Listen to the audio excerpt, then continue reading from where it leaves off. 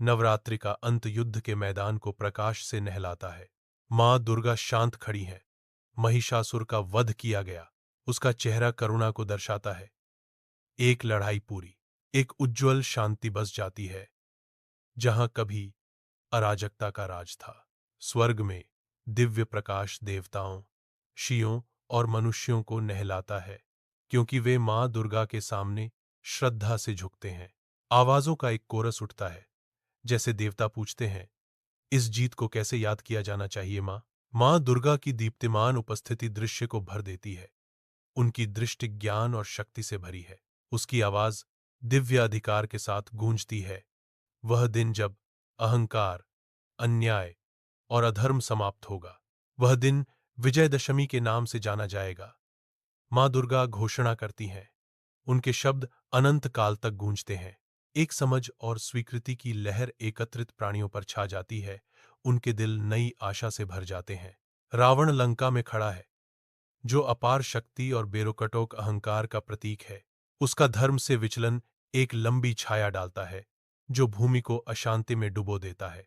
उसके अन्याय का भार पृथ्वी को गहरे संकट में डाल देता है। क्षितिज पर आशा की एक धुंधली सी झलक दिखाई देती है, क्योंकि भगवान राम तैयारी कर रहे हैं। भगवान राम लंका की ओर प्रस्थान करते हैं, जो अन्याय के खिलाफ आगे बढ़ने वाली धार्मिकता का प्रतीक है। युद्ध के लिए मंच तैयार है, क्योंकि भाग्य राम को रावण के शासन को चुनौती देने के लिए बुलाता है। श्री राम के शिविर में युद्ध से पहले गहरी शांति छा जाती है, क्योंकि श्री राम अस्त्रों से नहीं बल्कि भक्ति से तैयारी करते हैं। वह पूजा में तल्लीन है। उसका चेहरा आंतरिक शांति से प्रकाशित है। 9 दिनों तक श्री राम मां दुर्गा की पूजा करते हैं। उनकी भक्ति अटूट है। उपवास उसके शरीर को शुद्ध करता है, ध्यान उसके मन को शांत करता है, भक्ति उसकी आत्मा को भर देती है। शक्ति की तलाश ताकत से नहीं, बल्कि आध्यात्मिक समर्पण से की जाती है। शांत पूजा में शक्ति एकत्र होती है। युद्ध के तूफान से पहले शांति।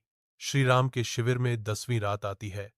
हवा में एक दिव्य चमक आने लगती है। देवी दुर्गा प्रकट होती हैं। उनकी चमक सूर्य को ग्रहण लगा देती है।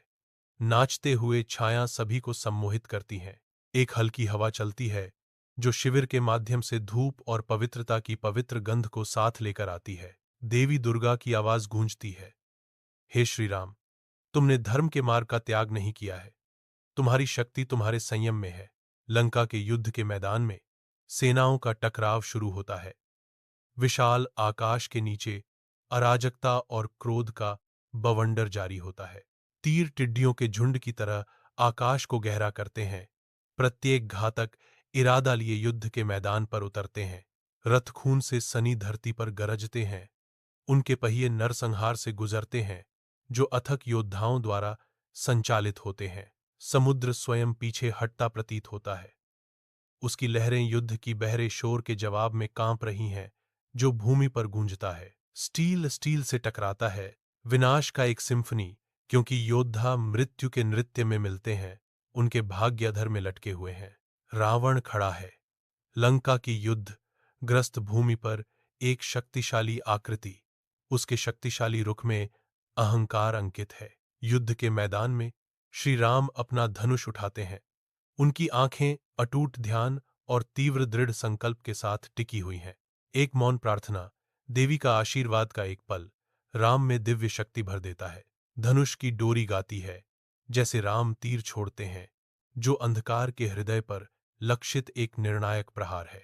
तीर आकाश में चमकता है, तबाह हुए युद्ध के मैदान की पृष्ठभूमि के खिलाफ आशा की किरण।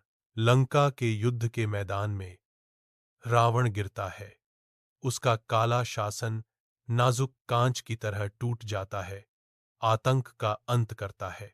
अच्छाई की ताकतें बढ़ती हैं। उनके धार्मिकता के बैनर हवा को पकड़ते हैं। आशा प्रज्वलित होती है। एक कोमल शांति उतरती है, जो लंका को शांत आलिंगन में ढक लेती है। तबाह हुई भूमि को शांत करती है। हवा शांत हो जाती है। युद्ध की गूंज मुक्ति की शांति में फीकी पड़ जाती है। केवल आशा की कोमल फुसफुसाहट ही बची है, जो लंका के लिए एक उज्ज्वल भविष्य का वादा करती है।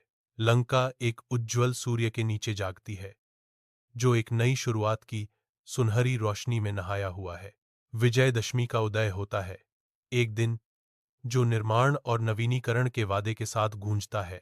एक प्रतीकात्मक विजय प्रकट होती है, एक जीवंत प्रदर्शन में अहंकार पर अंतरात्मा का शासन। प्रकाश अंधकार को पराजित करता है, लंबे परछाई डालते हुए। जैसे धर्म ऊपर उठता है, अधर्म मिट जाता है, जिससे सद्गुण और आशा से पुनर्जन्म लेने वाली दुनिया का मार्ग प्रशस्त होता है। परिवर्तन की ऊर्जा से हवा में कंपन होता है, लंका फिर से सांस ले रही है। श्री राम के शिविर में लंका पर शांति की एक स्पष्ट भावना छा जाती है। हवा में एक दिव्य संकल्प लटका हुआ है। श्री राम अटूट संकल्प के साथ लंका में एक नए युग की व्यवस्था को अंतिम रूप देते हैं। जैसे ही सत्ता का हस्तांतरण शुरू होता है, शिविर शांत गतिविधि से गूंजता है, जो धर्म की ओर बदलाव का संकेत देता है। गंभीर भाव से श्री राम विभीषण को नियुक्त करते हैं, उन्हें लंका के भविष्य का भार सौंपते हैं। विभीषण अपना कर्तव्य स्वीकार करते हैं, उनके भाव में विनम्रता और दृढ़ संकल्प का मिश्रण झलकता है। श्री राम की वापसी अयोध्या को बदल देती है। एक शहर जो रोशनी से जगमगा रहा है और खुशी के नारों से गूंज रहा है। अयोध्या का हर कोना जीवन से स्पंदित हो रहा है, उत्सव से सजा हुआ, अपने नायक के आगमन की प्रतीक्षा कर रहा है। खुशी की प्रत्याशा से वातावरण गूंजता है, क्योंकि लोग महाकाव्य अनुपात में स्वागत की तैयारी करते हैं। आशा और भक्ति से जगमगाते चेहरों का सागर उत्सुकता से उस क्षण का इंतजार कर रहा है जब धर्म को बहाल किया जाएगा। अयोध्या आनंदित है, पवित्र वापसी और धर्म और शांति के स्थायी शासन को चिह्नित करती है। अयोध्या पर सूरज चमकता है, जो लंबी छायाएं डालता है, जो प्राचीन रास्तों की धूल के साथ नाचती हैं। किंवदंतियां हवा में फुसफुसाती हैं, मां दुर्गा और श्री राम की कहानियां युगों से गूंजती हैं। एक अनुस्मारक कि सत्य का मार्ग, हालांकि खतरे से भरा हुआ है, अपरिहार्य विजय की ओर ले जाता है। सुनहरी रोशनी शहर को नहलाती है, आशा और दिव्य न्याय का वादा हर कोने को रोशन करता है। अयोध्या एक प्रकाश स्तंभ के रूप में खड़ी है, इसकी भावना कम नहीं हुई है, इसकी कहानी अटूट विश्वास का प्रमाण है।